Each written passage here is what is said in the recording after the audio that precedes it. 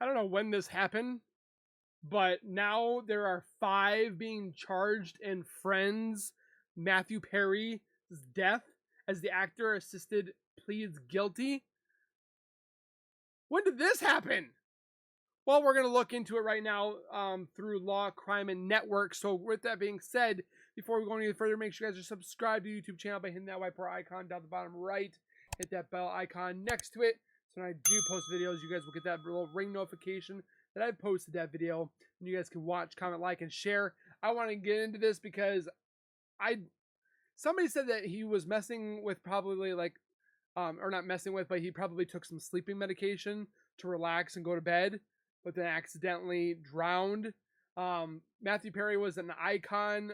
I mean, I've emulated some of my humor around him because of how funny he was. So I definitely want to see who's been charged in his death now, considered murder, and see what more to this case. I didn't even know this came out of nowhere 3 hours ago. Let's take a look. Defendants in this matter.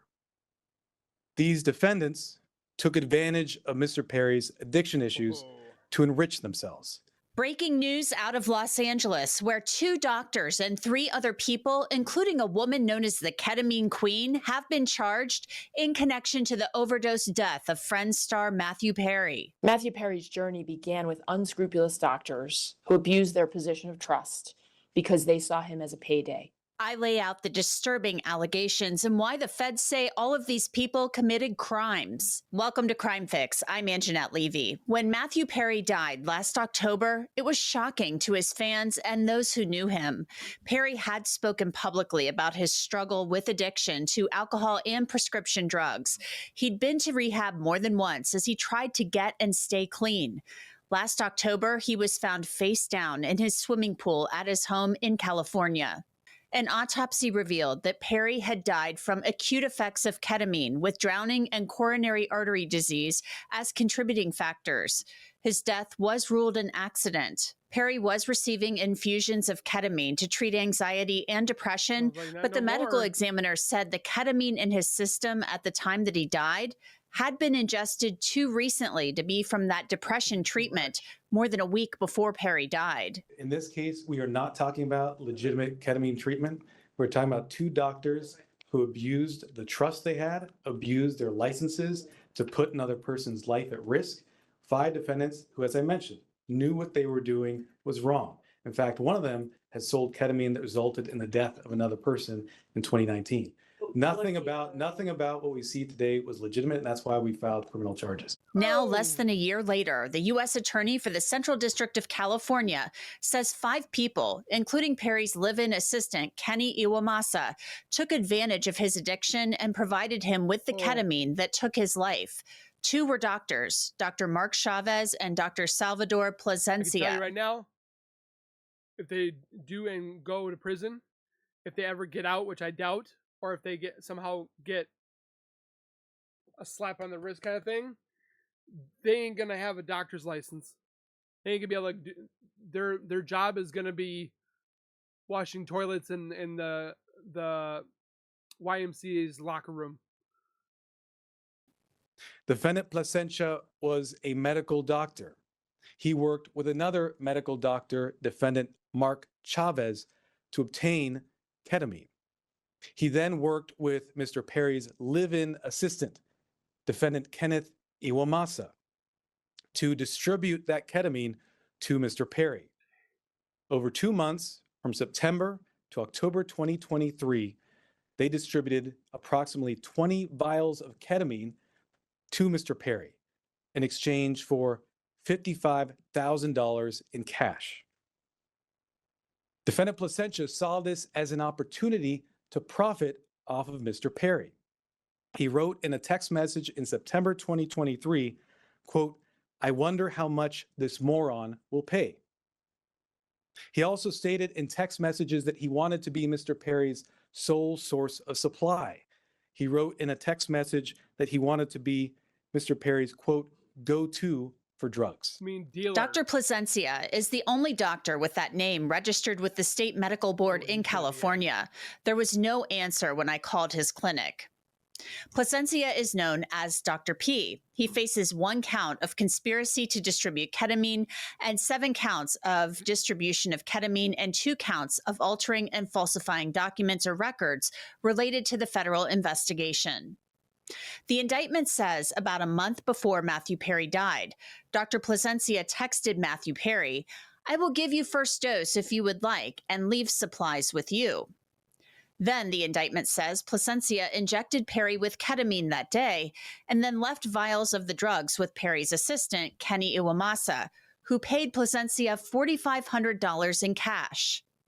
Later that day, the indictment says Plasencia texted Dr. Mark Chavez and said it was, quote, "like a bad movie," and confirmed he would send Chavez payment soon. On October 2nd, a few days later, the indictment says Dr. Plasencia went back to Matthew Perry's home. What is ketamine actually used for? Take 2 orally once weekly as directed, doctor. Using this dose, dissolve under your tongue. Void hot car storage can melt. Wonder what ketamine's for. So apparently, looking at it, ketamine is a dissociative anesthetic used medically for induction and maintenance of anesthesia. It is also used as a treatment for depression and pain management. It is a compound that also derived from psilocybin. Oh my goodness. In pursuit of a safer anesthetic with fewer hallucinogenic effects. Oh, geez, have mercy. To inject him again with ketamine and leave ketamine lozenges that were obtained with a fraudulent prescription. Reading this indictment is incredibly sad because you can tell that Matthew Perry had become so addicted to ketamine that he was being injected frequently by his assistant. Too much. As a doctor, defendant Plasencia knew full well Isn't this what the doctors did pretty much to Michael Jackson? And that technically murdered him? danger of what he was doing. In fact, on one occasion, he injected Mr. Perry with ketamine, and he saw Mr. Perry freeze up and his blood pressure spike. Despite that, he left additional vials of ketamine for defendant Iwamasa to administer to Mr. Perry. Of course, defendant Iwamasa had no medical training to speak of. Defendant Plasencia knew what he was doing was harming Mr. Perry. He had spoken to another patient in mid-October 2023, and he told that patient that Mr. Perry was spiraling out of control with his addiction. Nonetheless, defendant Plasencia continued to offer ketamine to Mr. Perry. We cover so many really sad, important cases on Crime Fix, like the death of Matthew Perry. And we can do that because we have sponsors like Morgan & Morgan. The indictment says Dr. Mark Chavez was ordering ketamine for Plasencia to supply to Perry. On October 12th, 16 days before Matthew Perry died, the indictment says Plasencia drove to Matthew Perry's home and collected $21,500 from him. A photo of that cash is in the indictment. Around the same time, federal prosecutors say Perry's assistant, Kenny Iwamasa, started buying more ketamine from a man named Eric Fleming and a woman, Jasvine Sanya, the woman who's known as the ketamine queen in Los Angeles. Defendant Sanya knew what she was doing was harming defendants and also Mr. Perry. She took advantage of Mr. Perry by selling large amounts of ketamine to Mr. Perry over a 2-week period in October of 2023. She sold approximately 50 vials of ketamine for approximately $11,000 in cash. She worked with a broker, defendant Eric Fleming, and also the live-in assistant, defendant Iwamasa, to distribute his ketamine. Sanya and the broker, defendant Fleming, saw this as an opportunity to profit off of Mr. Perry. In a text message, the broker wrote, quote, "I wouldn't do it if there wasn't a chance of me making some money for doing this." Defendant Sanya sold the batch of ketamine that resulted in Mr. Perry's death on October 28th. Officers later searched defendant Sanya's home. During that search, they found what amounted to a drug-selling emporium. They found 80 vials of ketamine, thousands of pills containing methamphetamine, cocaine, bottles of Xanax and other illegally obtained prescription drugs, and drug selling paraphernalia, including scales and ledgers. U.S. Attorney Martin Estrada said the day that Matthew Perry died, Eric Fleming and Jasveen Sanya knew they were in big trouble. And Sanya sent a message to Fleming on the I know you guys are probably not watching my Chris Watts videos, but it's just funny that it says delete all our messages, but you would delete your messages to hide something, like Nicole Kessinger did. app that said delete all of our messages. When the feds raided Sanya's home, they said they found a huge cache of drugs. The U.S. attorney says Dr. Plasencia also tried to cover his tracks. After Mr. Perry's death, defendant Plasencia falsified medical records and notes to try to make it look like what he was doing was legitimate. It was not. If it wasn't bad enough that Matthew Perry died of a ketamine overdose, he wasn't the only person who died as the result of ketamine sold by the so-called ketamine queen, according to the U.S. attorney. During this investigation, we learned that several years before, in 2019, defendant Sanya had sold ketamine to another customer. That person died the same day. And a family member of that person sent a message to defendant Sanya telling her the cause of death was ketamine. Nonetheless, defendant Sanya continued selling drugs, including ketamine, including the ketamine that ultimately killed Mr. Perry. That other victim was a person named Cody McLaury. He died in 2019. As a result of this investigation, we have filed a drug distribution charge related to the death of Mr. McLaury. Federal officials also discussed how the 5 people charged in connection with Perry's death took advantage of his dependence on ketamine, ripping him off. Matthew Perry sought treatment for depression and anxiety and went to a local clinic where he became addicted to intravenous ketamine. When clinic doctors refused to increase his dosage, he turned to unscrupulous doctors who saw Perry as a way to make quick money. And that's how the defense is going to try to beat them, is saying, oh, he's the one that sought out the doctors, not them on him. Like, come on. Dr. Plasencia and Dr. Chavez violated the oath they took to care for their patients. Instead of do no harm, they did harm so that they could make more money. Without performing any medical evaluation or monitoring, they supplied Matthew Perry with large amounts of ketamine in exchange for large sums of money, charging Perry $2,000 for a vial that cost Dr. Chavez approximately $12. As Matthew Perry's ketamine addiction grew, he wanted more, and he wanted it faster and cheaper. That is how he ended up buying from street dealers who sold the ketamine that ultimately led to his death.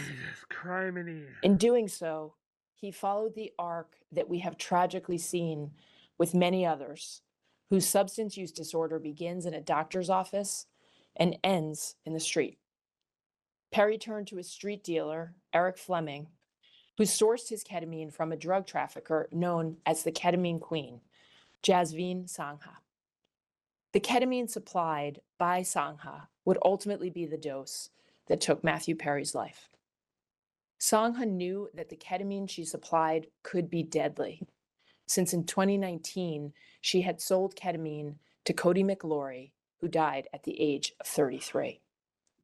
But despite this knowledge, she continued to sell ketamine and methamphetamine throughout Los Angeles. So far, Eric Fleming has pleaded guilty to 1 count of conspiracy to distribute ketamine resulting in death.